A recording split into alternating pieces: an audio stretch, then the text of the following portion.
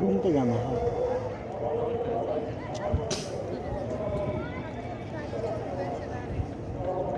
यहाँ से बुल्ला क्या आ रहा है? बुल्ला मतलब? ये एयर क्यों जा रहा है? अंदर में कोई जीव होगा, सांस ले रहा होगा, मछली हो अरे तो सकती। इतना ये प्लस्तरवा पे इतना बड़ा जीव आ गया।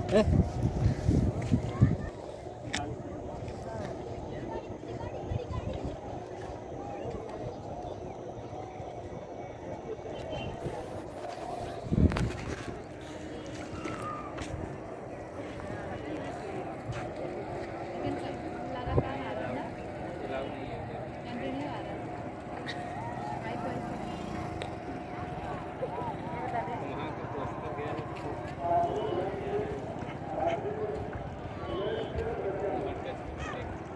ज्योति सर वहाँ हाथ लगाइए।